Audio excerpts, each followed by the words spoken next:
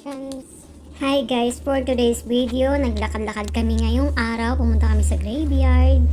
Sa old graveyard, ayan, binasa nito yung mga nakalibing dyan. Yung panahon pa ni Magellan. Ayan, nilibot ko, binidyohan ko yung paligid. Look at that. Sobrang green ng paligid. Ang sarap sa pakiramdam, napaka-fresh air. Ayan si Sebi na super hyper, takbo doon, takbo dito. Habang itong isa ay nagbabasa kung sinong sa stone.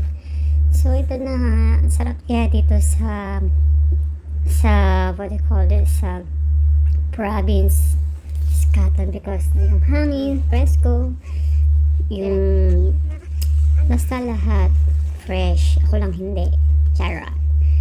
So ito na nga, naglakad-lakad kami at sa tabi pala niyan meron siyang simbahan. Kasi kapag graveyard, ibig sabihin tabi ng simbahan. Pag cemetery, ibig sabihin walang simbahan. Yun lang.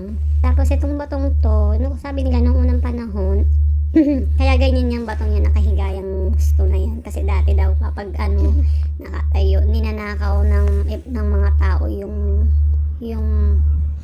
since something alahas or gold na nandun sa patay. Tapos ngayon, ginawa nila, inihiga nila, tapos na sobrang bigat niyan. Ewan ko lang kung sino pa magnanakaw na makakabuhat niyan. Ayan, lupat naman na mukhang sobrang bigat. Tapos yung iba dyan, as in sobrang luma na talaga, na parang 1300 pa yata. Pero mini-maintain pa rin nila yung linis, yung ganda ng old cemetery. Talagang pinikip nila. Look at that. Ang ganda ng bulak. Hindi siya bulak lang. Mukha siyang seed. Parang siya yung pandekorasyon sa Christmas tree. Parang ganun. Ito na nga, tinatry kong basahin tong nandito sa stone. Ba't hindi mabasa? Kasi nga sa sobrang luma. Ayan. Tapos sa dulo niyan, meron siyang parang bundok. Hello! Kasi natin kung ano kumakulit. Sobrang ewan. Takbo dito. Ito na nga. Tapos yun na nga guys. Diba sa sobrang luma yan ang mga bato. Iba dyan nagtutumbahan na. Dahil nga. Pero yung iba, ewan ko siguro hindi. Yung iba wala na siguro kamagkana. Kaya siguro binabali wala na lang. Kung natumba yung bato. Ito nga palang simbahan guys, is 1982 pa. Sobrang tagal na niya. Pero still may nagbimisa pa rin yata dyan every Sunday. I don't know what religion ang simbahan na to. Protestant yata, not sure. Careful, there's But still si Sebi, sige takbo. O gusto niya daw tumakbo doon sa dulo tapos pabalik. Kaya hinayaan ko na lang. Kaya magandang panahon, maulap, maaraw, hindi malamig, hindi mainit, tama lang. So, kaya sarap maglakad-lakad. Hindi na namin sinama tsaka si Justin kasi nga, naku, sa pilitan pag isasama mo yon. Kaya hinayaan na lang namin sa bahay. Yun nga ito sa stone, pinatry basahin itong bagong stone. Hindi siya bago, mukha lang.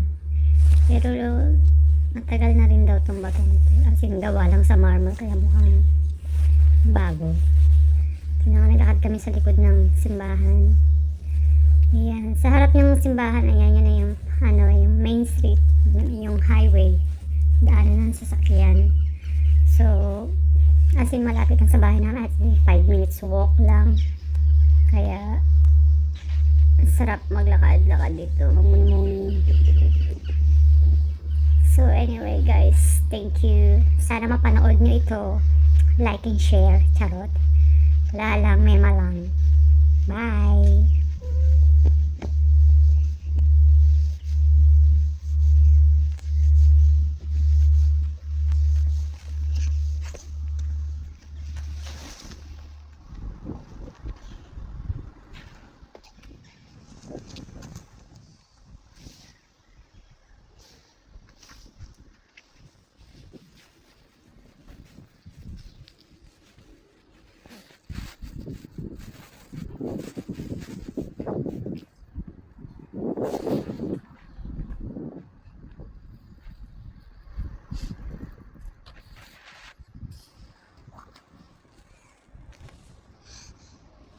Let's go.